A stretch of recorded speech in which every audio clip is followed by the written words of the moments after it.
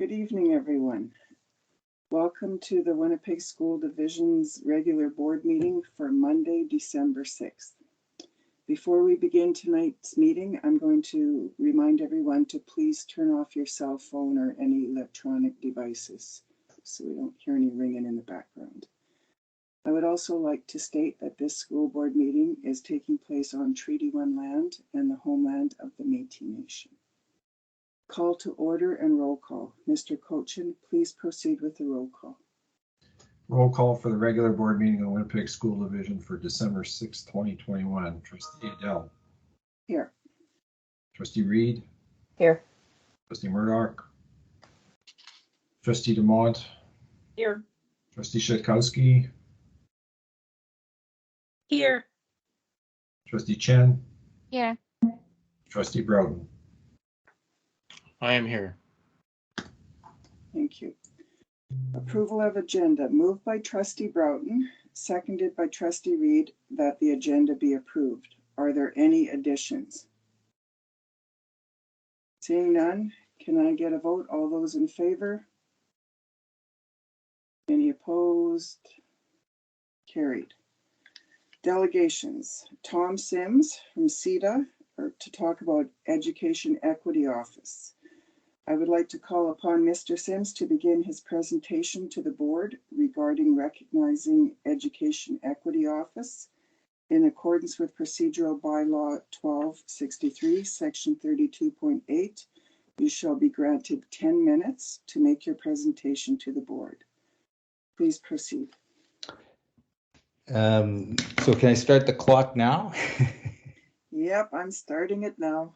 Okay, thanks. So thanks for allowing CEDA to make this presentation tonight. Speaking, I guess, about the ongoing leadership that the Winnipeg School Division has played in the area of equity education and wanting to support the next steps that are being contemplated by the board. So maybe we could move to the next slide. Oh, thank you. So being at the board before, talking about Education Equity Office, and we've showed this kind of wheel before of a comprehensive approach to system change that looks at focusing on not only employment equity, but student equity issues, so that we look at the whole development of the anti-racism policy and action plan, and the school division's got a lot of that in place. Equity-based curriculum development, how that can be grown, as the school division has a lot of that in place as well. Professional development with an equity lens. The interesting, important role for the Professional Learning and Leadership Center to be able to be involved in something like that. The Winnipeg School Division has been a leader since 1996 with your employment equity policy and program is well developed. Looking at the research department in terms of equity-based outcome data collection and that whole kind of reporting to the public, so the public can understand, where the growth is, where the challenges are, and that, the whole base of it starts with that community outreach and advocacy. For years, the school division has had community liaison workers. So there's a lot in place what the Winnipeg School Division already has, and it's sort of looking at how things can get interwoven and how can we build on that tremendous amount of history and work that the Winnipeg School Division has. So next slide.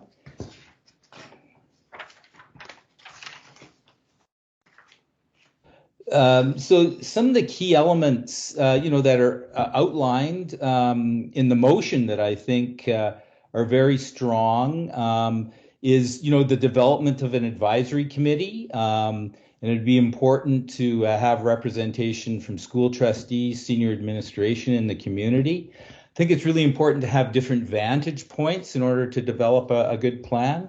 I think it's really important that there's a timeline that something like this is the goal is to get it going for the next upcoming school year. I think for a number of reasons, One being that this is the last year that this board will be, in October, there'll be school board elections. So I think this could be a really important legacy that this present board could leave for the community. I think one of the key issues around all this is to hire some kind of senior position, a chief equity officer, or however we want to describe that term. That I think is a key driver for making this work. And I think that it's important that it be an external applicant so that people have fresh eyes on what's that role in the school division. I'm going to talk a little bit later. Another key element is independent third-party equity audits. And I have a couple of things I want to just reinforce about that. And, I think part of the advisory committee and the work plan would look at, as I mentioned previously, the Winnipeg School Division has a tradition and a history of doing equity work. There's a lot of different things in place, and a lot of it will be restructuring what some of the existing resources to support an equity office could look like.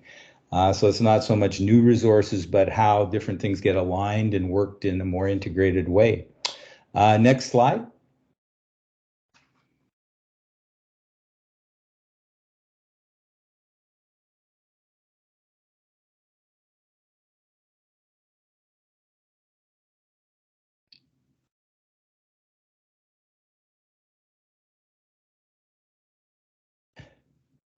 Thank you. So people will be wondering why I have CEDA's auditors up here. And I guess the theme I want to talk about is like, how do we kind of move this to a conversation about good governance and stewardship?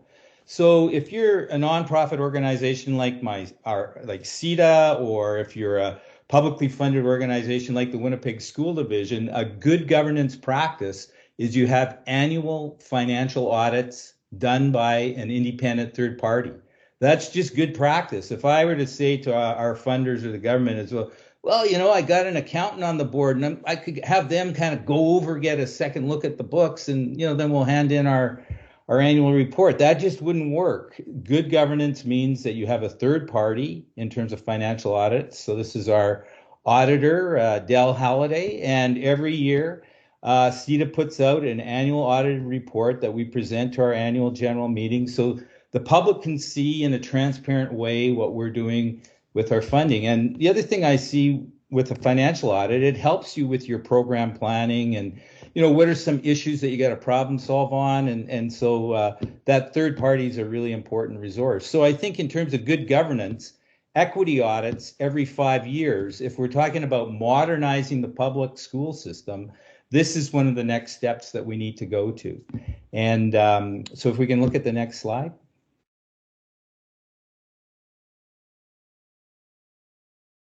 Maybe do you want to just continue, Tom? Because we did get all this information given to us. Good. So that's great. Yeah. The next slide is, to me, related to the importance of having independent third-party equity audits. Every organization has blind spots. And, the old saying is that we won't know what we don't know, and that part of an equity audit looks at providing feedback from different vantage points in an organization, so that what isn't known becomes known, and that can be some of the problem solving that can be done on things. So this is where I see this as a good governance practice, is moving things to the next level around issues around equity.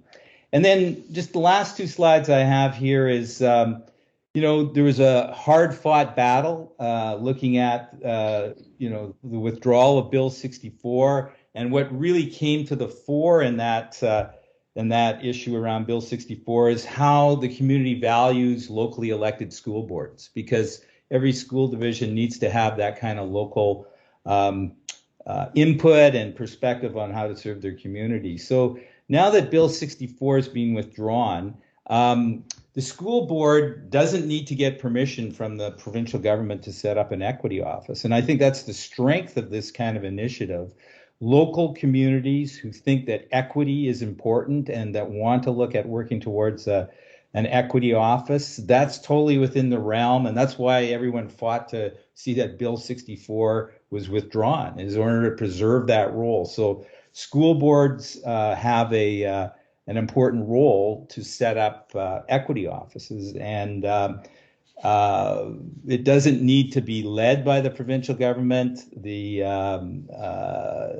school board can take that leadership. And so I guess in terms of the Equity Matters initiative that's looking at promoting a provincial education equity secretariat, I mean, that'd be great if that happened. But for a school division as large as the Winnipeg School Division, those are things like an equity office, that can be something that's kind of an internal thing that the school division can do on its own. And so it's appreciated on September 13th that the Winnipeg School Division passed a motion to support the Equity Matters campaign to establish a provincial education secretariat and equity offices within school districts. So, we're really asking, I guess, in terms of this motion that you're going to be looking at tonight, it gives you the opportunity to put those words into action, to begin that process of establishing an equity office within the Winnipeg School Division. My last slide, there's a lot of different things about the I Have a Dream speech that Dr. Martin Luther King talked about, and a lot of different aspects of that speech are often quoted. One of the ones that I think is important in the context of the equity office is King talked about the fierce urgency of now. And I think that something like an equity office is something that's urgently needed. As I say, there's going to be elections in October, so who knows if the board, if people want to continue to run or different things happen, that this board has an opportunity to make, I think, a historic decision to move that leadership role that the school division's always played in the area of employment equity, to set a path, a process, and a timeline to do it. So I guess CEDA would just end off in terms of our position. We're a member of the Equity Matters campaign, and we'd really encourage trustees to support the two motions that are before you tonight. One is to set up an equity advisory committee to look at establishing an equity office by August 2020. And the second, which I like to focus on, good governance, is the critical importance of looking at independent third-party equity audits. So thank you. And thanks for helping out with the slides, because we're a kind of Zoom crowd, and I'm in another land here. So thanks for the help. Okay. Thank you, Mr. Sims, for presenting information to the Board of Trustees. A motion is not required to receive presentations. Trustees, do you have any questions, Mr. Sims? Trustee Broughton? I believe Trustee Chan had her hand up I'm sorry, before me. Oh, okay. Trustee Chen? Oh, thank you. I have two questions. Thank you, Mr. Sims, for your presentation. So first of all, I support the establishment of Equity Office to specifically address issues that are related to BIPOC students.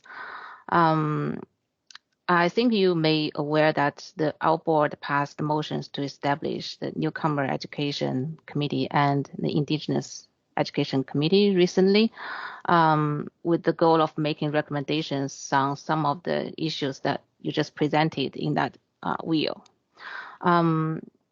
But I recognize the committees have their limitations. However, because they're two separate committees, we can look at issues that are unique to newcomer students and Indigenous students.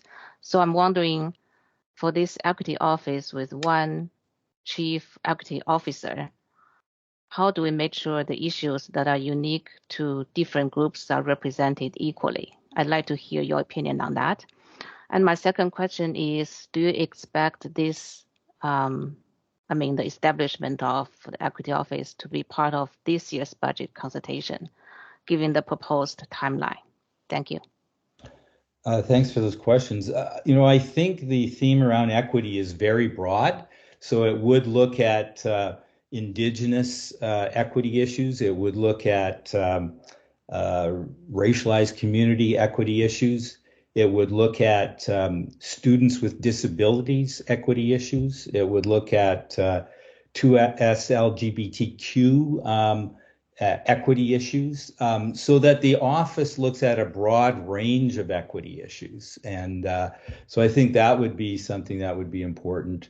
And yeah, that would be the process, is how does that equity lens be looked at in that broad context?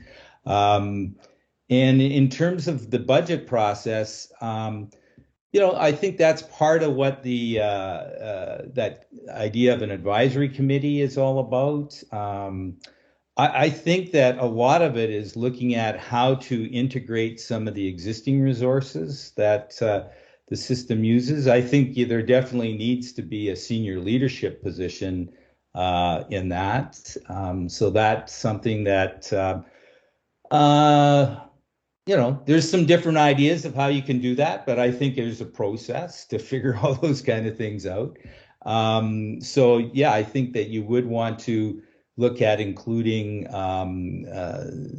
some resource, but my initial thinking would be this would be a lot of integrating and restructuring resources. Like I said, there's the Professional Learning and Leadership Center. How can that look at an equity lens and some of the important professional development training that needs to happen?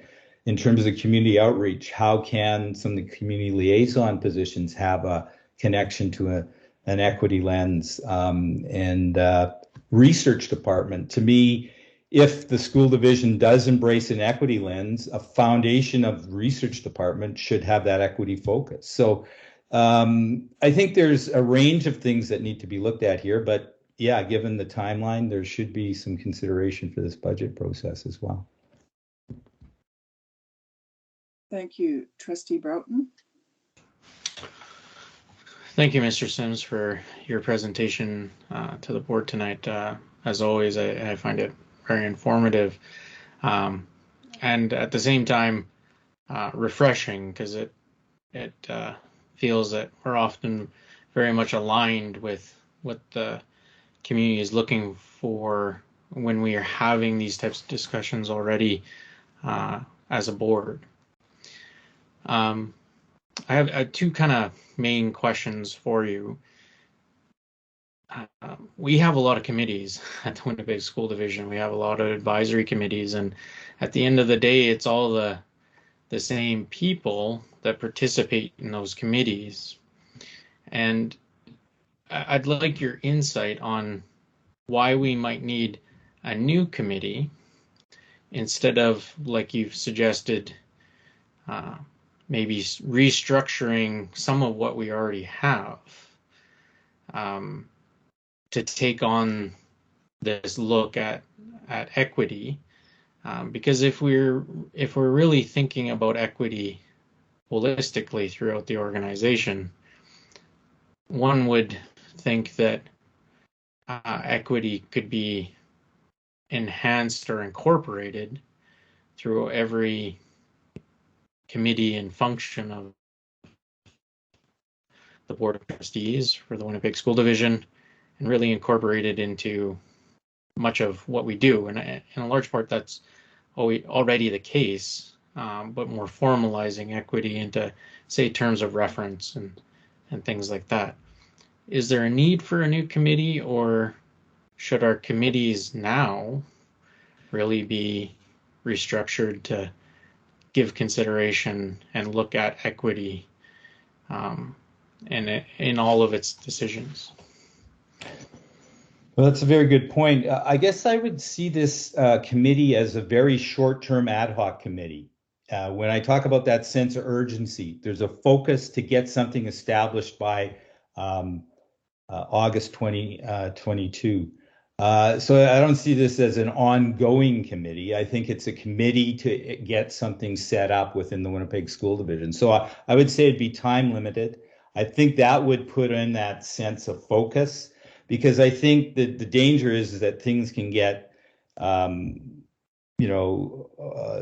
can get spread out too thin. So I think this, in my view, would be a time limited ad hoc committee with a purpose, with a task, with a goal. And that the end result would be, as you said, how does it interweave all the existing, whether it be programming or committees, like that could be part of some of the recommendations that come out of the ad hoc group, because that holistic approach is, as you identified, is really important. So the other thing I would say, with the work we're doing with Equity Matters, we see the first stage is kind of knowledge development and capacity development.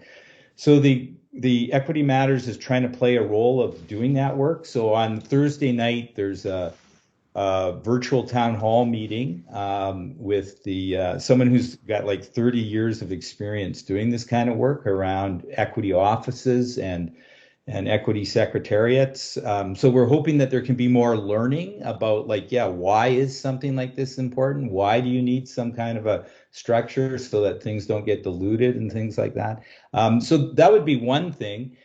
Also, in either January or February, we're going to bring out a resource group that has done many equity audits, and so that people can sort of, have that sort of awareness building and knowledge development about that component as well too. So, we think that, that could be part of the journey of the ad hoc committee, is as they learn what, are some of those kind of elements around an equity office and equity audits, that it would help with more clearly coming out with some kind of action plan. And so I'm not trying to be vague here, but I think you're right. It is holistic. But I guess I'm saying there needs to be a focus to move some structures into place so that that focus can remain and look at it from a holistic way, as well as a focused way. I really appreciate that response. So my second question, I guess, for you is kind of leans in the direction that Trustee Chen was suggesting around budget. I, as the chair of finance and personnel, and a position I've held for a couple of years now, my focus in some of these discussions ends up often being around the finances of it. And I think we've had enough discussions before in the past that I think we see the funding of education through the same lens. But education is facing tremendous pressures these days, and one of them notwithstanding significant underfunding of education. And in that lens, there is significant sentiment in our communities that we spend too much on senior administration. And despite the fact that, verifiable evidence says we have the leanest senior administration in the province and in public service, yet many still believe that there's a lot of fat at the top of our organization. So how do we sell the idea of creating an executive level position, even if it's reallocating existing resources and positions to create it, in a time when we're likely facing significant and deep cuts to education in the very near future?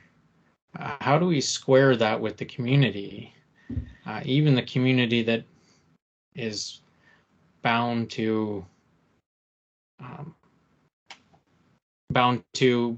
benefit the most from a continued and sustained look at education through the eyes of of equity and a chief equity officer?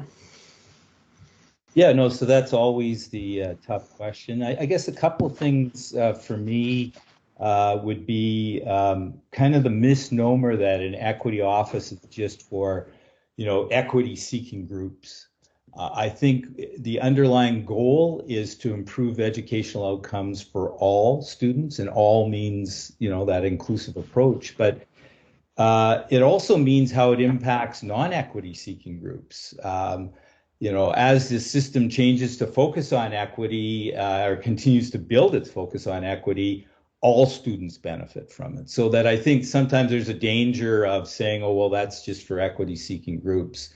All students benefit by having a more diverse workforce in terms of teachers that are working with them and stuff like that. So that would be one piece that I think this is the underlying reason why you should do this, is to improve education outcomes for all students.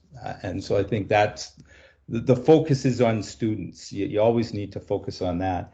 The other thing, I'd think about is, we are under just unreal structural challenges around financing, right? And especially a school division that has, the largest sort of inner city population, that it impacts the Winnipeg School Division even more. I think, an equity lens is important when that cost-cutting process is happening. And I know this board has taken a very progressive leadership role in all this, but I do remember a time when, there were cuts to the nursery program, and the view of the cuts was to make it equal across the division. And so a cut at William White was the same at, a school in River Heights, but the impacts were totally different. So that I think an equity lens is even more crucial in a time of financial constraints, so that we understand that equity lens is part of that process too. I'm not, supporting that structural pressure, but that becomes an offshoot of equity needs to be a center point of all that kind of decision making as well too. I guess that's what the advisory committee's for.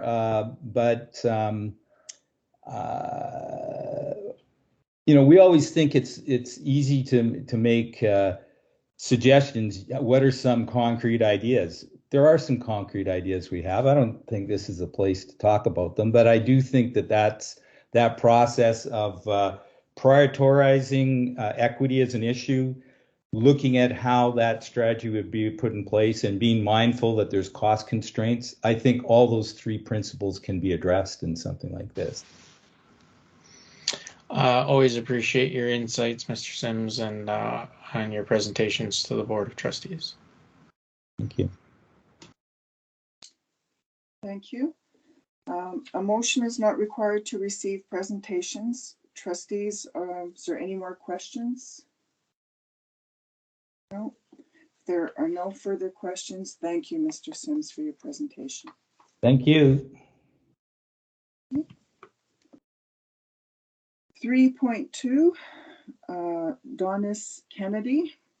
I would like to call upon Ms. Kennedy to begin her presentation to the board regarding ventilation at Isaac Brock School. In accordance with Procedural Bylaw 1263, Section 32.8, you shall be granted 10 minutes to make your presentation to the board. Please go ahead, Ms. Kennedy. Miigwech. Bonjour and dinner magnetok. Minawana gishikuk nindesh nakas wabje shi and dodem. Bagwanish kuzi bing and donji. Ojibwe anishnabe kwe indao. I am here as a parent and as a member of Safe September Manitoba, and I believe you received our brief in the package. But right now, I'm here first and foremost as Kenny Kennedy's mom. Kenny's 9 years old, and he's in the Ojibwe bilingual program at Isaac Brock. Kenny's place in this program is very important to us. His language teacher is the only fluent speaker he has close contact with, and his time with her is part of our language reclamation effort. My husband and I do our best to make good decisions in this pandemic, even though at first we had very little information, and now the information we have is constantly changing. We both transitioned to working at home so we could keep Kenny at home with us, and we both reduced our hours so we could support his at-home learning. We did remote learning with Kenny's teachers when it was available, and we homeschooled when it wasn't. We've worked hard to provide Ojibwe and English learning opportunities for Kenny, reaching out for help from community programs, private businesses, friends, and family. Throughout the pandemic, we have seriously considered the advice of health and safety professionals in the province, in the country, and in other parts of the world. We know that the risk of transmitting COVID-19 is higher in crowded, inadequately ventilated spaces where people spend long periods of time together in close proximity. As recommended by the World Health Organization, we avoid closed, crowded spaces that involve close contact. Whenever possible, we meet others virtually or outdoors. As the Public Health Agency of Canada urges us to, our family makes informed choices. We gauge our risk according to the spread of COVID-19 in our community, our personal risk levels, and the vaccination status of people in our household. Before we enter indoor spaces, we find out about the ventilation, the kinds of masks used by others in that space, and the consistency with which they use them. We have all been vaccinated when we were able, and we all use high-quality, well-fitting masks. We do not eat, drink, or take mask breaks unless we are at home or outside. And we also monitor the CO2 levels in indoor spaces. And when they are higher than 800, we ask that doors and windows be opened, or if not possible, we leave the space. Based on our practice, Kenny has attended Wichiwaganuk STEAM Camp, Manitoba Theatre for Young People Summer Camp, and Kumon classes in person. But although we most want Kenny to attend his Ojibwe language program, he has not been in person at Isaac Brock since the pandemic began. When my husband and I are honest with ourselves about the risk posed by COVID-19 and the information that's available to us about the Winnipeg School Division's current safety procedures, it's clear we need much more before we will feel good about him being back in his classroom. To access Kenny's bilingual Ojibwe program, our family is being asked to suspend our good practices that are reasonable and recommended by public health agencies. As parents, we are asked to provide less protection for our child than we do for ourselves. As the Public Health Agency of Canada states, COVID-19 is a serious health threat, and given the number of cases in Canada, the risk to Canadians is considered high. When I use the National Institute on Aging's COVID-19 Visit Risk Calculator, which is meant to support informed decision-making during the pandemic, I am not able to provide most of the information required to make an informed decision about sending our son into the classroom. I do not know the vaccination status of those he will be in close proximity to. I do not know where they are living. I don't know what choices others using this space are making in regards to their COVID-19 safety. I do not know if the doors and windows in his classroom open or how well the space is ventilated. In this situation, in an indoor setting, over an extended period of time, with so many unknowns, the risk calculator says that there is a high likelihood of being exposed to COVID-19 and that it is not likely advisable to meet. The Visit Risk Calculator makes several recommendations to meet more safely in accordance with local public health guidance. Most of the recommendations the calculator provides cannot be taken by the division, like asking households of students to quarantine for 2 weeks prior to attending school, or limiting their use of public transit, and so on. There are recommendations, however, that can be done. Rapid antigen testing, limiting the time frame spent in the indoor space, and if meeting indoors is necessary, meeting in larger rooms with all the windows and doors open, or filtering the air. Given that Sending Kenny into his classroom is a high-risk choice. As Kenny's mom, I am asking you to consider providing a remote option that will accommodate his language learning.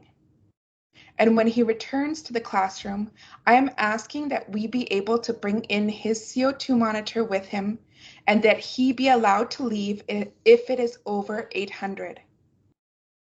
When Kenny is fully vaccinated, he will have one layer of protection. However, we know that vaccination is not enough and that we need multiple layers of protection to curb COVID-19 transmission. We want to send Kenny to his language program and to feel good about that decision, knowing in our hearts and our minds that we have done what we can to make an informed decision that is in his best interest. We are obligated to do this as his parents and as his legal guardians. I ask that you help us by setting a reasonable standard for COVID-19 safety in WSD schools, one that is in line with best practices for meeting in indoor spaces. I know that you might think we are asking for a lot. And I know, even given the high risk COVID-19 possesses to Canadians, that it is more likely that Kenny will not catch COVID-19. I know that if he does catch COVID-19, it is more likely he will recover rather than die or experiencing symptoms of long COVID. But I do not believe in gambling with health. Even if we win this morbid lottery and Kenny doesn't get sick, or he fully recovers if he does get sick, someone will bear the cost of our high-risk choices. I know what it means to live with the cost of an epidemic. My great-grandmother died in the 1918 flu epidemic when my grandmother was a baby, and losing her at that age affected her whole life and ours. At 4 years old, my mom contracted tuberculosis in the epidemic that was created by the residential school system. That illness affected her whole life and my childhood, which was marked by her early death due to the after effects of her illness. I do not want to contribute to risking the health or wellness of anyone's child or family member. I want to show my son it is critical to care for and think of others. I want to teach him to engage with others when they show care and thought for him and not before. We are doing everything we can to show him that. I am asking you to do what you can to reduce the risks that we all share by having our children in the classroom during this pandemic. I ask that WSD create policy permitting and encouraging the use of portable CO2 monitors, portable HEPA filtration units, N95 equivalent masks, and rapid tests, regardless of whether you feel the division has the funds to provide them.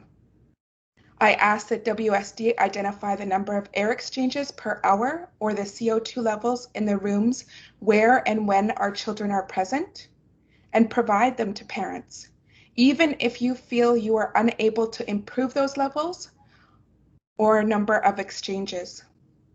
As an Anishinaabe parent, I'm very familiar with the challenges of interjurisdictional cooperation and with the irreparable harm caused when we allow those challenges to deter us from taking action when and where it is needed. Jordan's principle is a child-first principle to ensure that First Nations children get the services they need when they need them. I believe that we should all be living up to Jordan's principle, not only for First Nations children, but for all children. I ask that you use the authority you have to permit and advocate for the actions that are needed, whether the funding for that comes from the federal government, the province, the division, or parent advisory councils, or even my own pocket. Miigwech. Ni kanigana. Thank you, Ms. Kennedy, for presenting to us and sharing with us. A motion is not required to receive this presentation. Trustees, do you have any questions of Ms. Kennedy?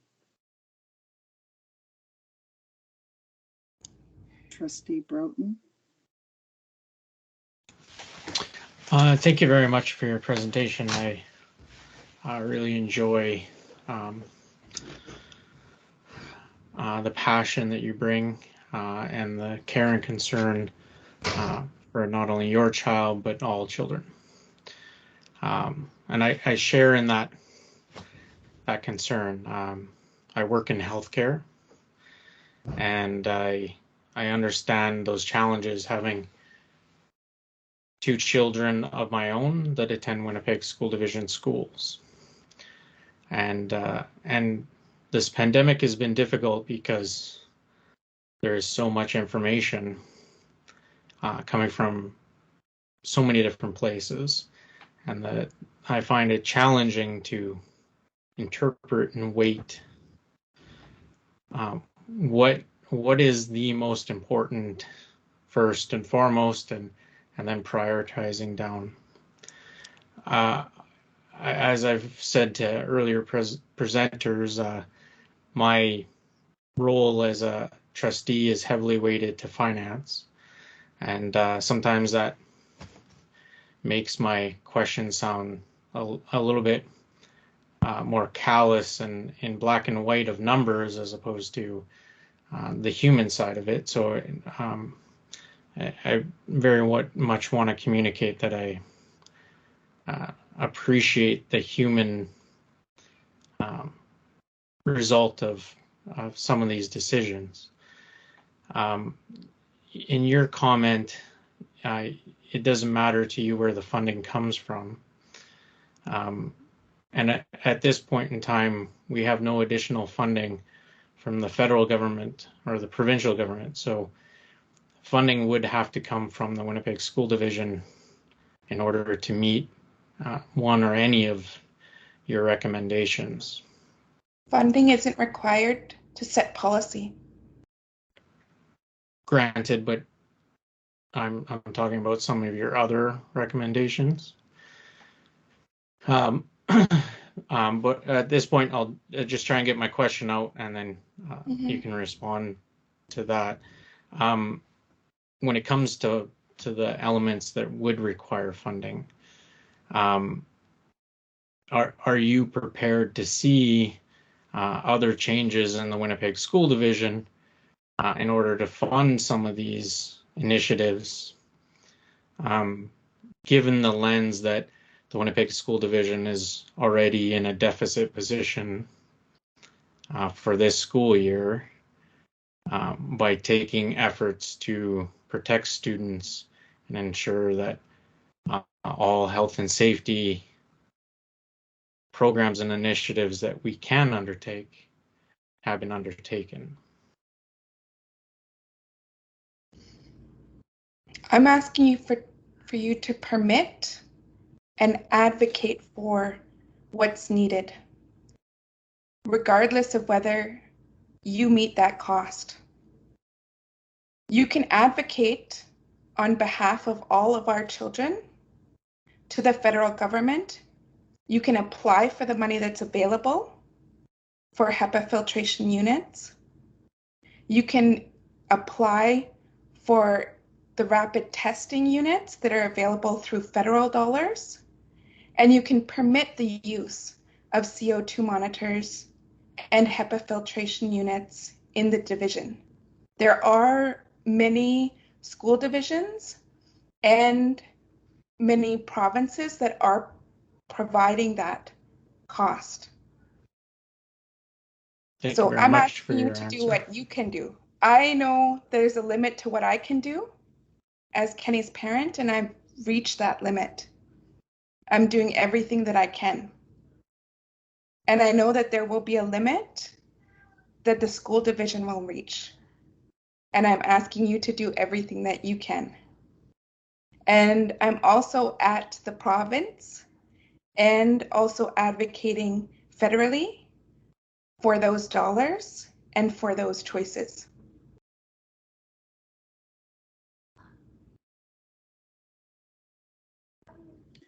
Thank you for your answer and for your articulating very clearly what it is you want us to do. It's appreciated. Is there any other questions of Ms. Kennedy? I see none. So I want to thank you very, very much for coming and presenting to us and for articulating very clearly that you're willing to stand up and do your part, and you want us to stand up and do our part. It's greatly appreciated. Thank you so much. Mingwen.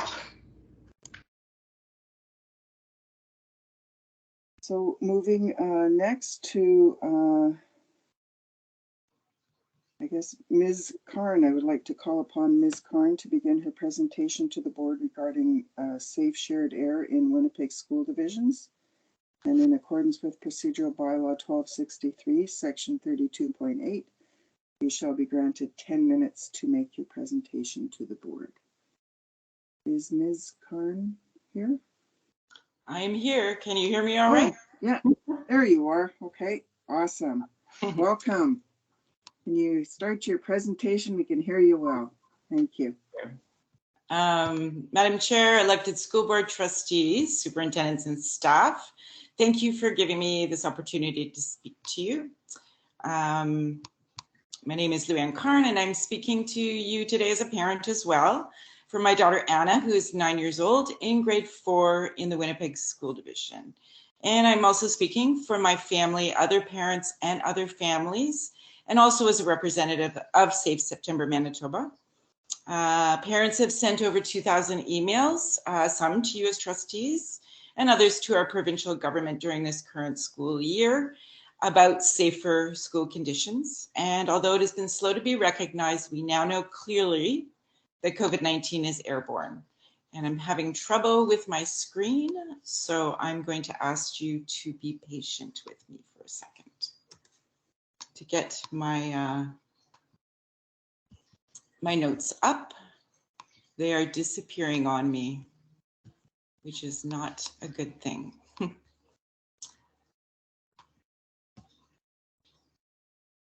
Okay, so Dawnis, unfortunately, my notes have disappeared. Would you be able to continue reading for me? Because you have a copy of them?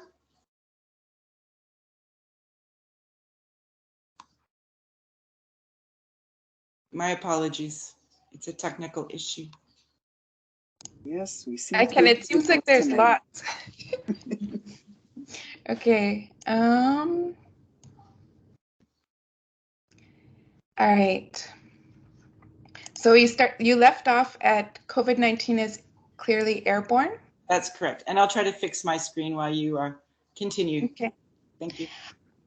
I lived through other public health emergencies and epidemics in my lifetime, and I understand the need for brave local community leadership at these critical times. Many of my young friends died of HIV/AIDS during the 1980s when public health initiatives failed miserably, and even the CDC did not act to prevent the death of my friends. I have also lived through SARS, the first coronavirus public health emergency, when I lived in Toronto. Due to the quarantines, my business went bankrupt and family members died in hospital without their loved ones at their side. We did not even have Zoom or FaceTime or Teams to spend those final moments with our family members. My daughter has attended grade 2, grade 3, and now grade 4 during a third and even more monumental public health crisis of the COVID-19 pandemic. She has been learning in person while I have been working as a teacher with other students and their families.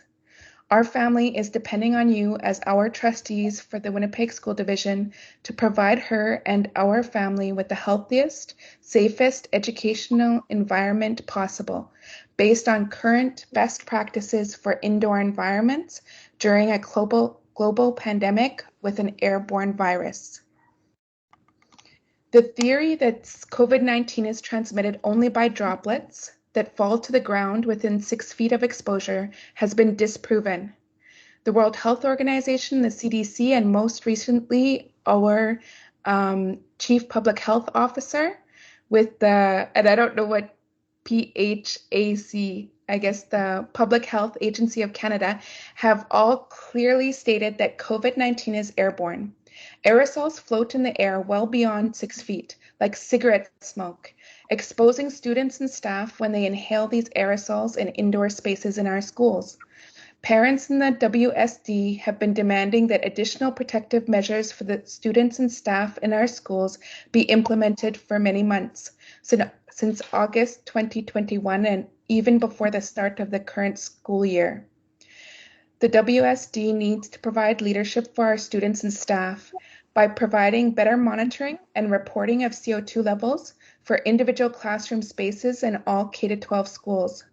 How is WSD planning to report daily, hourly CO2 levels in each classroom and learning space? When will this information be available to parents? By installing portable HEPA filtration units in each classroom, is the WSD currently applying for at least 20%, $1.2 million of the recently announced $6.8 million for temporary air filtration measures for individual classrooms in Manitoba? And by providing higher quality N95 or equivalent masks for all students, staff, and visitors in our schools. Is the WSD asking the Minister of Education for higher quality masks? When will they be available? And by providing access to rapid testing kits for all students, staff, and their families. Has the WSD asked the Minister of Education to provide these rapid test kits for families in the WSD? When will they be available? All of these measures are urgently required and necessary as soon as possible. And I see Luanne's hand up, so I'm assuming she's got her notes down. Yes, I will just finish by thanking you once again for listening. I want to mention in my conclusion that you are, I'm sure, aware that thousands of parents fought hard against Bill 64, even during a global health emergency. And therefore, we are all here today and very pleased to be able to continue to meet and collaborate with our school trustees because Bill 64 is gone. I did want to say that recently I found some evidence of how many millions of rapid test kits there are in Manitoba from the federal government, and only 440,000 have been used. So I guess without reading a speech to you, what I'm saying is, can we ask for that $1.2 million for the Winnipeg School Division for portable HEPA filtration? Can we get those free rapid test kits in our hands? Can we make higher quality mask demands on our provincial government? We know they did not spend all of the $80 million last year. We know that money's available. So we're counting on you as our school trustees to speak on our behalf, to get these 4 things into our hands this winter, because we need it. We know there'll be a 5th wave. We know there's another variant coming around, and we know COVID is airborne. So once again, HEPA filtration, CO2 monitoring, higher quality masks, and rapid test kits more than anything else this in the coming days to make decisions on these. Thank you very much, Dawnis, for reading for me, and thank you for listening today. So any questions? Thank you for your presentation. Greatly appreciate that. Trustees, do you have any questions? Trustee Chen? Thank you. I want to thank both of you for your presentations, and I have three questions. First of all, I want to make it clear that I support schools to explore the options to increase precautions in indoor settings, and that may include purchasing portable HEPA units and other options. And I agree with you that as elected school trustees, we are also advocate for our children. So since you mentioned the provincial funding, I think the provincial government missed the opportunity in the first place to look at installation of HEPA unit. Until 2 weeks ago, they made an announcement of limited funding. And I noticed your group, Safe September MB, in the news, talked about a concern that whether the money will go to where it is most needed. And also talked about the vague metrics that the government put out. So I'm just wondering if any of you could elaborate on that, because I want the WSD, when we put in the application, we make a strong case in our application. My second question is, I know, Luanne, you did a lot of research on this topic. In your research, did you come across any research indicating that CO2 level is or is not an indicator of COVID transmission risk? And my third question is, the Winnipeg School Division is upgrading our MRF to MRF 13. Do you, in your research, in your opinion, do you think MRF 13 will meet the goal? Thank you. Okay, thank you. I'm hearing someone's microphone on. I don't think it's mine, but there we go. I'm going to start with your last question. MRF 13 is a good standard, and most of the documents that I've read and that your engineers have read indicate MRF 13 is good. But some of the older schools in our school division may not be able to sustain that level of filtration if their ventilation systems are not as new.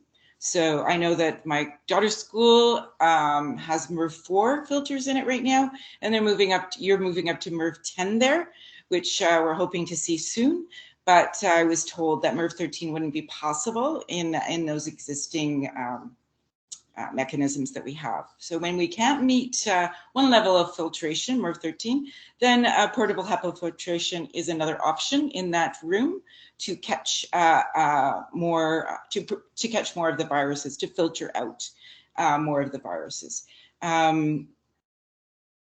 So that's your question about the filtration. The second question was about CO2 monitoring as a proxy for recycled air, how much recycled air there is in a space. And as in this entire pandemic, the scientific evidence emerges, changes and changes and changes. But yes, there is evidence that these HEPA filters, some of the new studies are in hospital settings. There is one that I can forward to you that is in a school setting where they did find that the viral load decreased substantially with HEPA filtration. There's also studies of higher quality masks, whether N95s equivalents can help with that as well to prevent those viruses from circulating. So that's why we're asking you to look into all of these possibilities and to layer as many as possible. The first question was about the conditions on this $6.8 million. What I do need to say is, as community groups and grassroots groups, we have been writing letters since early August when there were no masks mandated in schools. And we asked for those and we pushed very, very hard. I do believe that it helped to shift the province to mandate masks in our schools in September. It might not have happened that way. So we're pleased when we can see some changes happening. We also believe that by writing our letters to the provincial government, that hopefully, and through new evidence from the Public Health Agency of Canada, that they did finally decide to provide some funding for HEPA filtration. I wanted to mention two examples that aren't in our current research.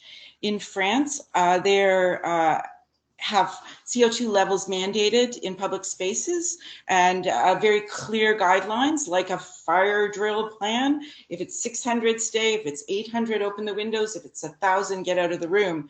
And so things are changing and evolving during this pandemic. And why I wanted to refer to my other experiences of healthcare emergencies and public health emergencies is we need to take those leaps, move forward, take leadership, do as much as we can.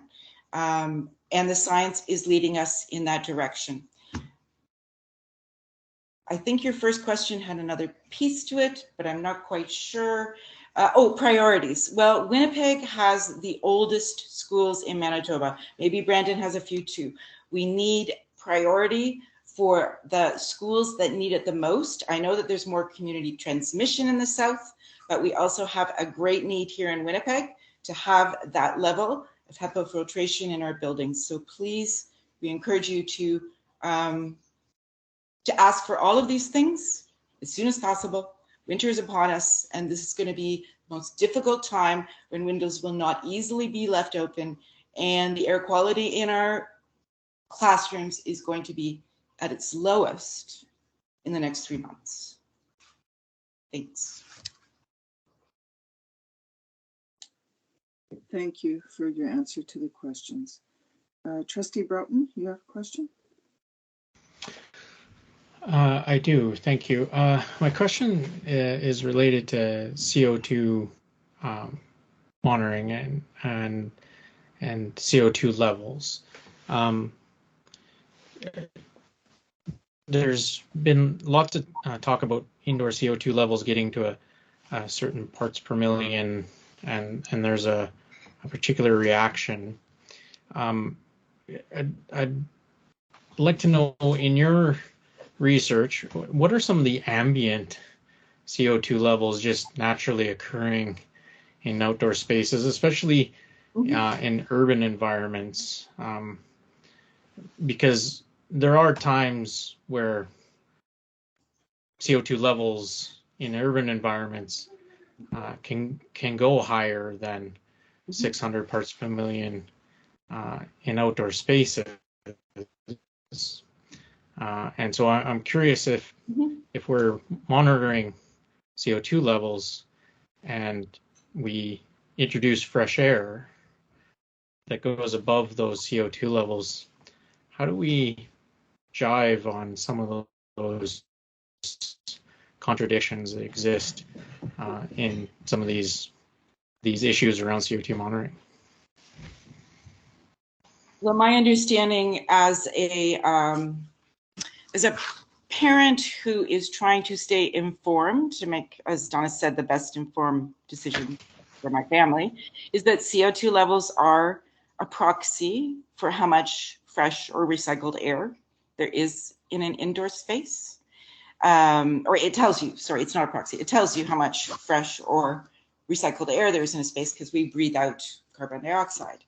And those levels increase the more we breathe out in that space. And it's a proxy for potential viral load as well. So it's a proxy. And as those levels are higher, then one can assume that the risk, if there is an infected person in that space, that the risk is higher for other individuals in that space. Other things we can layer is I can wear an N95 mask. So if I am infected, less, even though there's CO2 coming out of my body, there'll be less virus coming out of my body.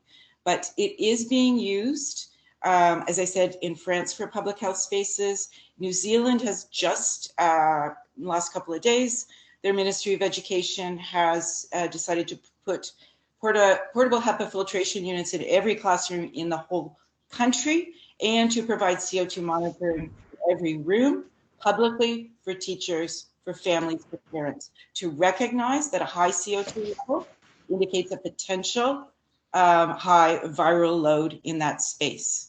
I think Dawnis described it very clearly. Once levels are at 800 or more, please open the window. Once they're at 1,000, maybe we need to move. It doesn't say that COVID-19 is in the space. It's a proxy that says this is a higher risk environment now, and let's do something about it. Let's get into a different room. Let's move. And I can try to give you more specific references. That's quite all right. I got the answer that I needed out of this discussion, and I very much appreciate your presentation, both your presentations to the board. It is always appreciated to have passionate parents looking out for not only their children but everyone's children. Thank you. Trustee Dumont? Thank you, both of you as well, for your presentations this evening. Really appreciate it. I'll be quick because you guys have already spent so much of your time with us. So thank you. just reading the brief that you provided, and it's got a lot of your background and your references. I'm just looking for a little bit more context around sort of one of the requests around the access to the rapid testing, and just a little bit for what your thoughts are. Is that just for those who want it? Is it every kid gets tested every 3 days? Like I'm just trying to wrap my head around where that came from, because it's the rest is all filtration and it's I guess we wanted to focus on some possibilities that are not being explored as much. Like we've seen cohorting, small class sizes, masking, vaccinations are rolling out, contact tracing. The reason we wanted to include that one as well is they are available. There's millions of them in Manitoba. They're not being used, or maybe they're being used in some workplaces, but they're not in schools yet. But other provinces and jurisdictions in Canada are providing them for families like 3 times a week or 5 at a time, so that they can add another layer by doing a rapid test. If their kid is sick, and if the rapid test indicates positivity, they can organize a PCR test right away. They can keep their kid out. If it's negative, they can wait for the symptoms to pass and bring them back into the school building. But this is happening in many other provinces and in other jurisdictions. So I am really frustrated and don't understand why they're not available for families. When they're available in Nova Scotia, they're available, I think Nova Scotia was the last example where I saw that they were sending out another 3 or 5 or 6 per family to be used at their discretion. And it can be used when you're asymptomatic as well. Maybe you've been exposed and you want to check that out. It's not a PCR test. I get that. It's the first step before you then go for a PCR test. But it's another way we can help families reduce contact when they might be a risk to others in their environment. Thank you for that.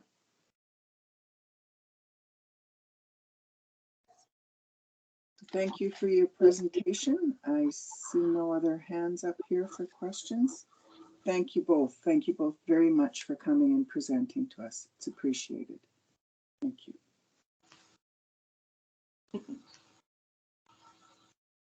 Okay. So we're going to move forward to reading and confirming of minutes, moved by Trustee Reed, seconded by Trustee Shinkowski, that the minutes dated November 15th, 2021 be approved as distributed. All those in favor? Any opposed? Carried.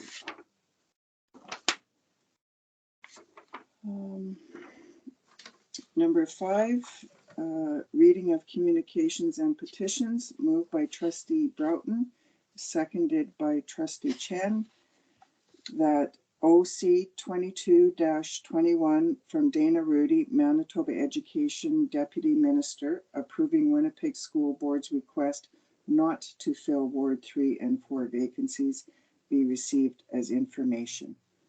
All those in favor? Any opposed? Carried. Presentation and consideration of reports. 6.1 Superintendent's Report. Number 12-2021 dated December 6, 2021. Moved by Trustee Broughton, seconded by Trustee Chen, that subject to Manitoba Education Schools Finance Branch approval, the tender of Master Roofing Limited to supply all material and perform all work in connection with roof replacement 2022-1967 A, B, and C project at Dufferin School be accepted in accordance with the plans and specifications therefore, for the total amount of $398,820, being the tender price, including provincial sales tax, excluding goods and services tax, and that the proper officers of the division be authorized to enter into a contract with Master Roofing Limited for the carrying out of the work. All those in favor? Any opposed? Carried. Moved by trustee Broughton, seconded by trustee Dumont, that subject to Manitoba Education Schools Finance Branch approval, the tender of Flynn Canada Limited to supply all material and perform all work in connection with the roof replacement 2022-1963 A, B, C, D, and E project at Grant Park High School be accepted in accordance with the plans and specifications therefore for the total amount of $936,882, being the tender price, including provincial sales tax, excluding goods and services tax, and that the proper officers of the division be authorized to enter into a contract with Flynn Canada Limited for the carrying out of the work. All those in favor? Any opposed? Carried. Moved by trustee Reed, seconded by trustee Dumont, that subject to Manitoba Education Funding Branch approval, the tender of U-Build Inc. to supply all material and perform all work in connection with new lift and grooming room project at George V School be accepted in accordance with the plans and specifications therefore for the total amount of $409,814 being the tender price, including provincial sales tax, excluding goods and services tax, and that the proper officers of the division be authorized to enter into contract with U-Build Inc. for the carrying out of the work. All those in favor? Any opposed? Carried. Moved by trustee Dumont, seconded by trustee Shinkowski, that the proper officers of the division be authorized to enter into an agreement with the Department of Families for the FASD Intermediate School program at David Livingstone School, with the funding provided in the amount of $55,300 annually for the period April 1st, 2021 through to March 31st, 2024. All those in favor? Any opposed? Carried. 6.2 Pension Committee Report number 4-2021 dated November 9th, 2021. Moved by trustee Dumont, seconded by trustee Reed, that the Pension Committee Report number 4-2021 dated November 9th, 2021 be received as information. All those in favor? Any opposed? Carried. Trustee Dumont, do you have any recommendations?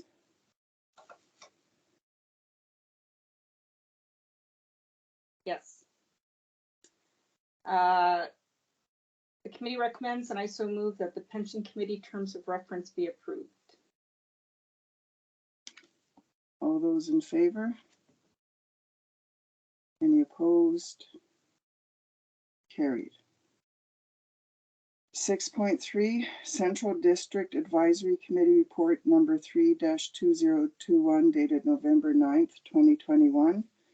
Moved by trustee Reed, seconded by trustee Chen, that the Central District Advisory Committee Report number 3-2021 dated November 9th, 2021 be received as information.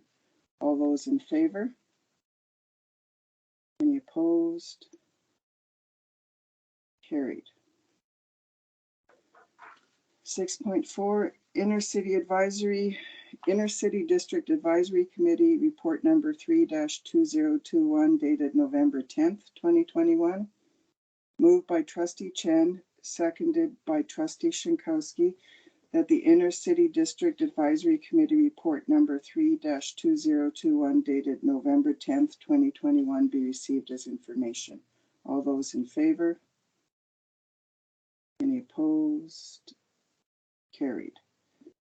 South District Advisory Committee Report number 3-2021 dated November 16th, 2021, moved by trustee Dumont, seconded by trustee Broughton, that the South District Advisory Committee Report number 3-2021 dated November 16th, 2021 be received as information. All those in favor?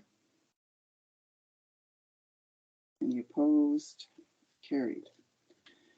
North District Advisory Committee Report number 3-2021 dated November 17th, 2021. Moved by Trustee Shinkowski, seconded by Trustee Reed, that the North District Advisory Committee Report number 3-2021 dated November 17th be received as information. All those in favor? Any opposed? Carried. French Immersion Advisory Committee Report number 3-2021 dated November 18th, 2021. Moved by Trustee Dumont, seconded by Trustee Chen, that the French Immersion Advisory Committee Report number 3-2021 dated November 18th, 2021 be received as information. All those in favor? Any opposed? Carried. Student Advisory Committee Report number 3-2021 dated November 23rd, 2021, moved by Trustee Shinkowski, seconded by Trustee Broughton, that the Student Advisory Committee Report number 3-2021 dated November 23rd, 2021 be received as information. All those in favor? Any opposed? Carried. Trustee Dumont, can you please assume the chair to allow me to present my motion? Yes. New business item 7.1, establish an education equity office. Motion, notice of which was given by Trustee Adele on November 15th, 2021. Moved by Trustee Adele. Do we have a seconder? Seconded by Trustee Broughton. A, that an Education Equity Advisory Council be established in accordance with procedural bylaw section 41.0, which is comprised of trustees, administration, and community members. B, that the terms of reference be developed that will serve to improve academic outcomes for all students and address barriers faced by students from Indigenous, racialized, and oppressed communities in order to better meet their aspirations and needs. C, that the Education Equity Advisory Council formulate an action plan, including a proposed mandate, structure, transition plan, and budget for the purpose of creating an Education Equity Office by August 1st, 2022. In accordance with Procedural Bylaw 1263, Clause 42.2 states any member who introduces a motion which results in the establishment of a special committee shall chair the committee. Trustee Adele, would you like to speak on this? Yes, please. So I just have some thoughts that I just wanted to share with people. Okay. I was just going to say, in accordance with Procedural Bylaw 1263, Section 23.1, you will have 5 minutes to open discussion on this motion. Okay, I'll talk very fast then. So some of the most transformational changes in education originate from the voices of community residents and organizations. It took the community 12 years to bring about changes to the Winnipeg school ward system to change the structure from a 3-ward, 3-trustee system to a 9-ward, 1-trustee system. In the 50 years prior to the change to the ward system, only once was a trustee elected from the Fort Rouge Riverview area. There was never a trustee elected from Elmwood or Tyndall Park.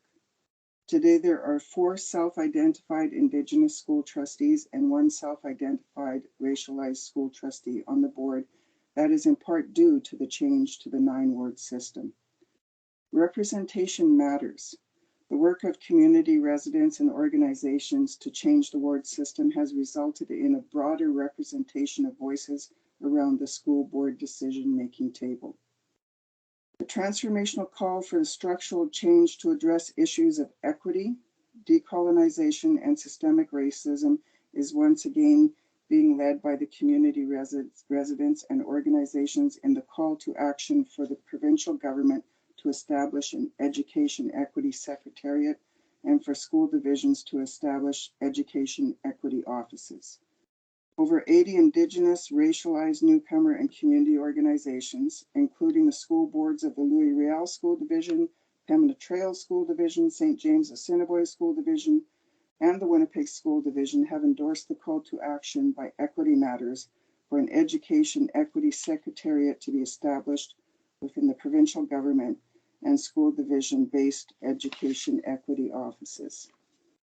As well, the Manitoba Association of Superintendents and the Manitoba Association of Parent Councils have endorsed the Equity Matters campaign. On September 13th, 2021, the Winnipeg School Division passed a motion to endorse the Equity Matters call to action of establishing education equity offices in school divisions. It is now time to put our words into action.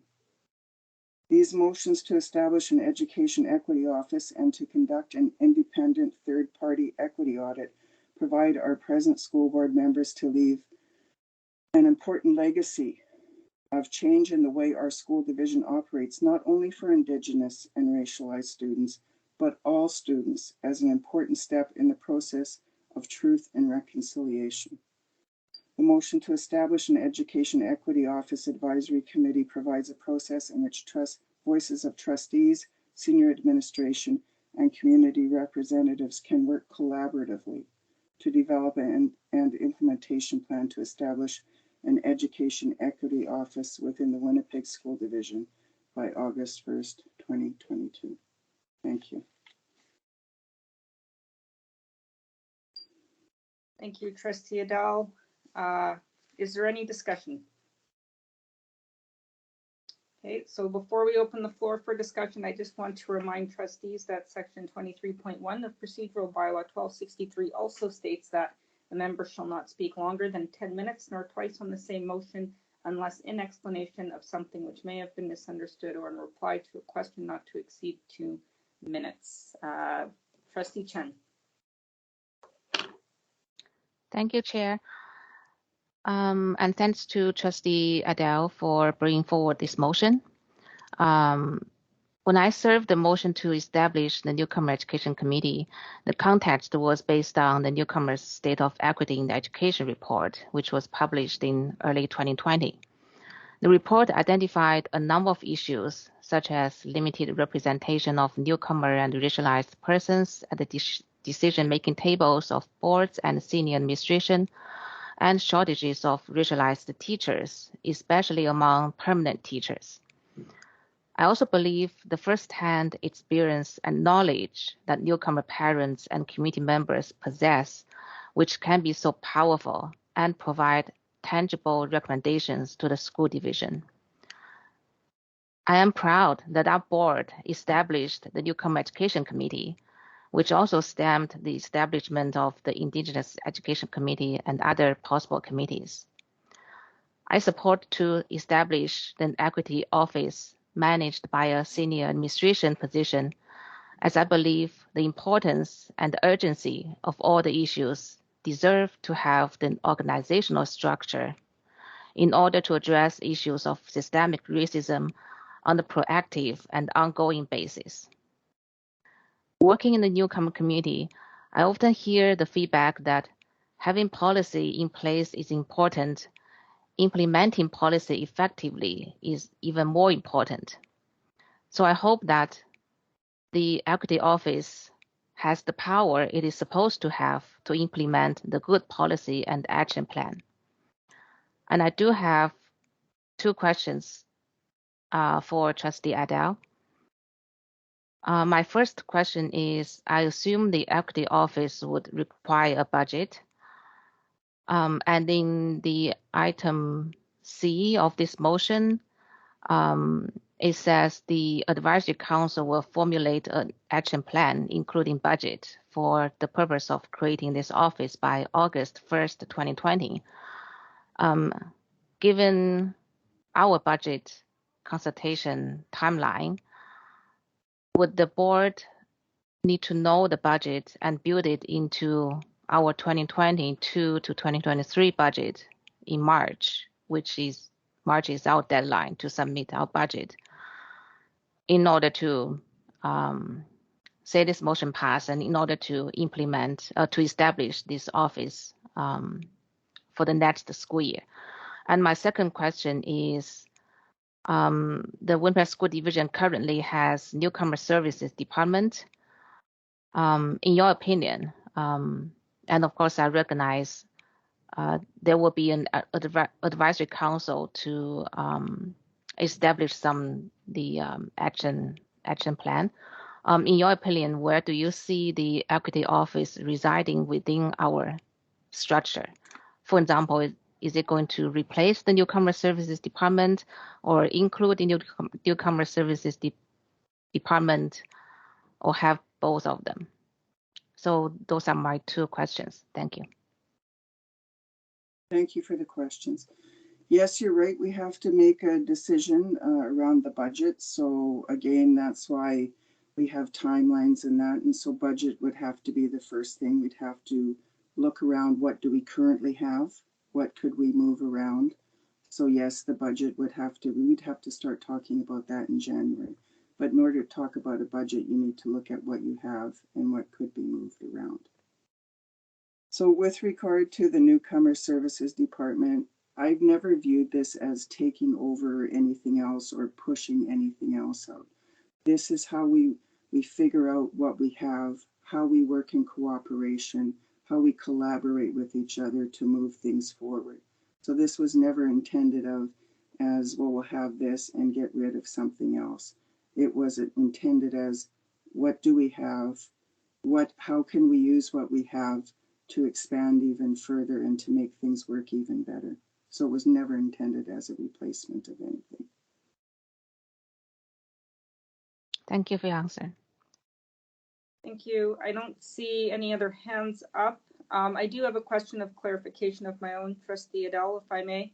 And it's actually related. It kind of partially might have got answered with the delegation that we had earlier this evening. But in terms of Section B of the motion that puts that the terms of reference will be developed to serve to improve academic outcomes for all students and address barriers faced by students from Indigenous, racialized, and oppressed communities in order to better meet their aspirations. From your opinion and your point of view when establishing the equity office, is that it will address sort of that broader equity lens that also includes students with disabilities, students from the LGBTQ2S community, and it's that broad lens that will be taken when developing the terms of reference? Absolutely. You can't have equity and leave a whole bunch of people out, right? Equity is you bring people in and you work together, right? So yes, absolutely, that is in my vision. Thank you. Seeing no further discussion on this item, all those in favor? Any opposed? Motion carries. Item 7.2, Employment Equity Review motion, notice of which was given by Trustee Adele on November 15th, 2021, moved by Trustee Adele. Do we have a seconder? Trustee Reed. That the Board of Trustees retain the services of an external organization to conduct an audit on employment equity in the Winnipeg School Division. Trustee Adele, would you like to speak on this?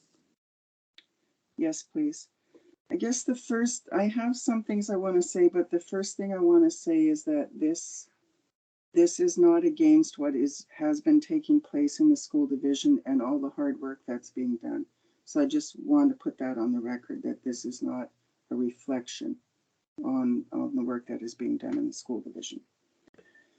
So to me, the purpose of an equity audit is to listen to voices within and outside the Winnipeg School Division to get feedback about our student equity and employment equity practices in order that the Winnipeg School Division can learn about our strengths, about our limitations, and to improve the way that we serve students in the community. Every organization, every person has blind spots. We don't know what they are because we don't know what we don't know. Organizations need feedback from different vantage points within and outside the organization in order to better understand the impact that is being made for the students and community that it serves. Equity audits are key elements of good governance and stewardship. It is widely accepted practice in wherever you go, and I think Mr. Sims was mentioning it, when we do audits, we don't do audits internally, we bring someone else in to look at what we're doing. So, and I know we've talked about this at the school board, that the Ontario provincial government took over running the Peel District School Board because of the inability of the Board of Trustees to address issues of systemic racism within the school district. An external review identified the importance of employment equity, an equity office, and an equity audit as critical steps that needed to be taken to address equity-based education issues. The review concluded a detailed employment systems review, employee data analysis is an irreplaceable best practices used to ferret out barriers to equity in workplace cultures, policies, procedures, and practices. Indeed, it is difficult to understand how the Board of Trustees can properly establish accountabilities, goals, and timetables necessary to conduct fair and transparent equity hiring.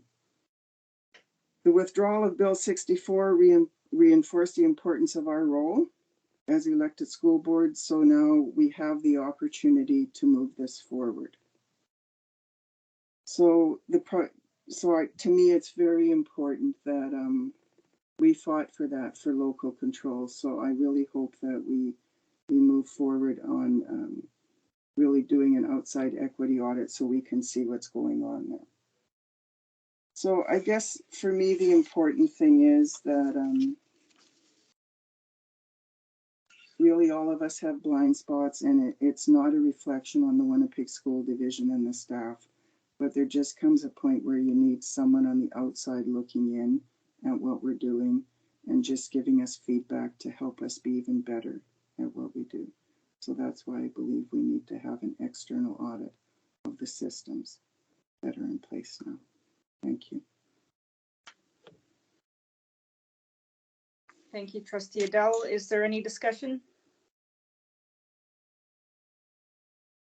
So before we open the floor for discussion, I'd just like to remind trustees that section 23.1 of procedural bylaw 1263 also states that a member shall not speak longer than 10 minutes nor twice on the same motion unless an explanation of something which may have been misunderstood or in reply to a question not to exceed 2 minutes. Trustee Chen. Thank you, Chair. I do have a few questions. So Trustee Adele, would you like me to speak about all the questions at once, or? Sure. Okay. Because they're not clear to me by reading the motion. So first, is the audit on employment equity going to be one time or like an annual service?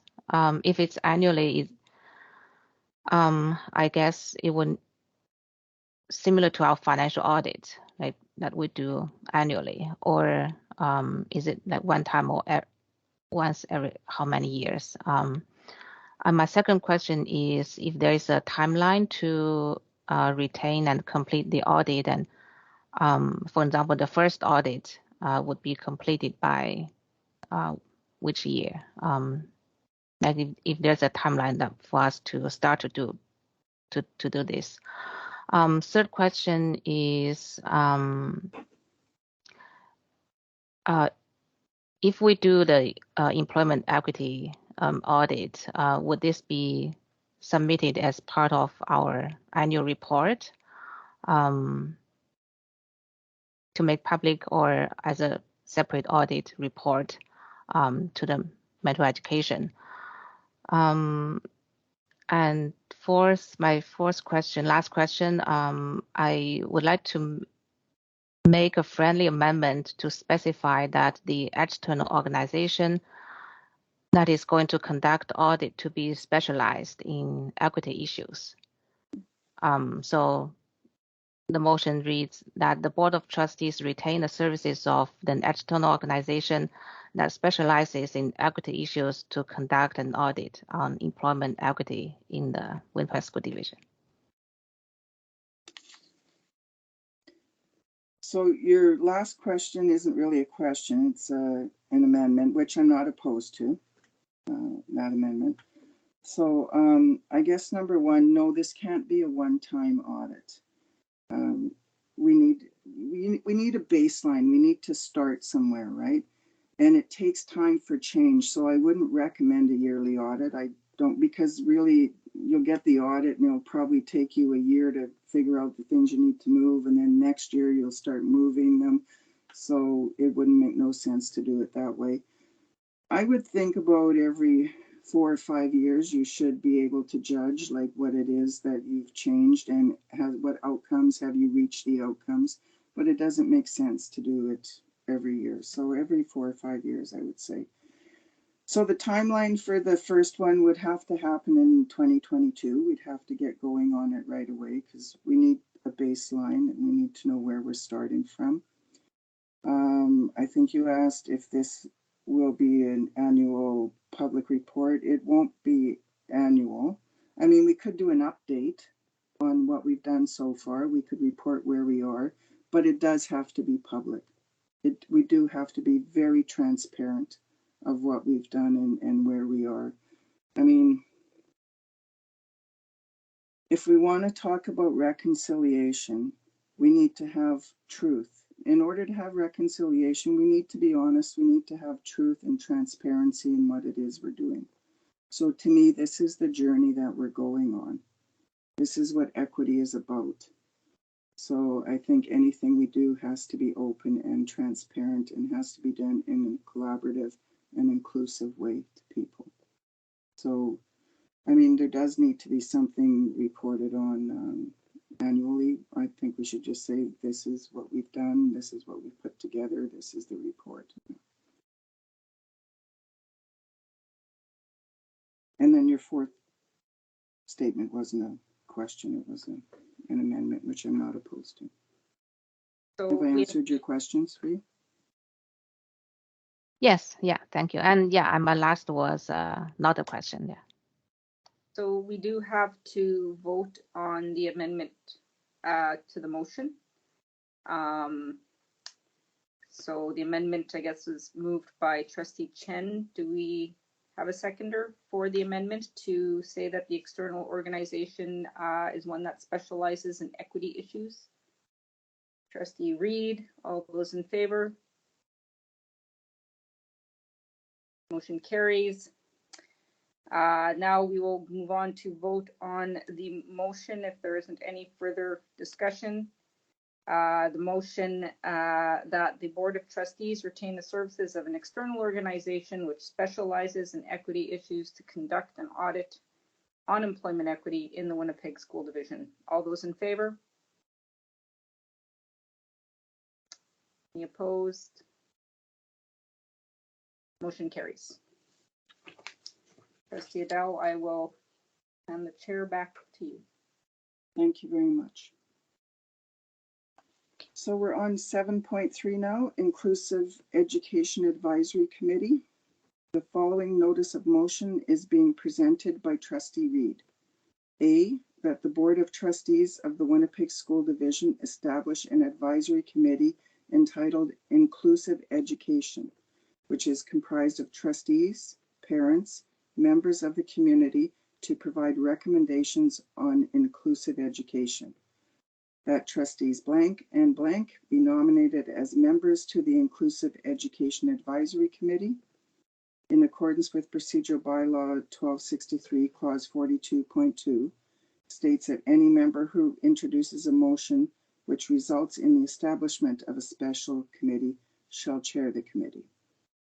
C, that administration, in consultation with the committee, develop the terms of reference for the Inclusive Education Advisory Committee for approval by the Board of Trustees, and D, that the committee provide a report including any recommendations for consideration or approval by the Board of Trustees. This matter will be added to the agenda for discussion at the next meeting on December 20th, 2021.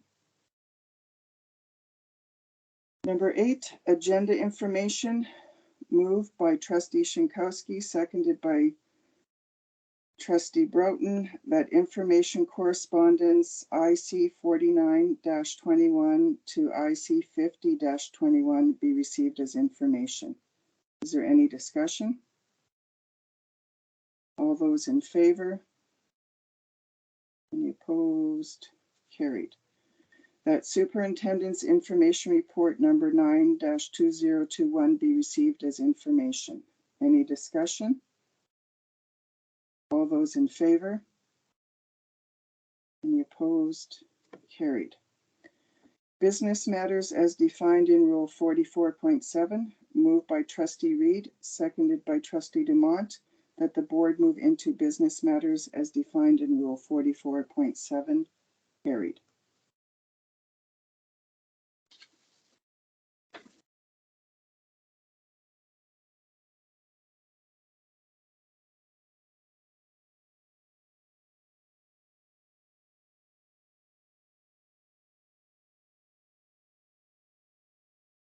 Trustee Dumont, you ready to report? Yes, I am, Madam Chair. I would like to report on the following. The members of the board discussed Children's Heritage Fund Committee appointments, appointment of membership to Newcomer Education Ad Hoc Committee, Manitoba government announces public engagement for budget 2022, suspension report, COVID-19 update, Laura Secord school ventilation, and leaves of absence. Further, I move that the revised terms of reference for the Inclusion Support Committee be approved.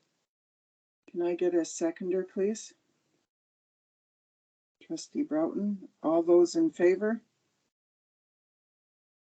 Any opposed? Carried. I also move that the revised policy KMA, Student Parent Community Involvement in Education, be approved. Can I get a seconder, please? Trustee Reed. All those in favor? Any opposed? Carried. I move that policy GCR, vaccination and testing, be approved. Can I get a seconder, please? Trustee Shinkowski. All those in favor? Any opposed? Carried. I also move that the appointment outlined in the confidential memorandum dated December 6, 2021 from the Chief Superintendent be approved. Can I get a seconder, please? Trustee Shinkowski. All those in favor? Any opposed? Carried. Moved by Trustee Reed that the meeting be adjourned. All in favor? Carried. Thank you, everyone. Have a wonderful short evening. We're here a long time. Good night. Night. Night.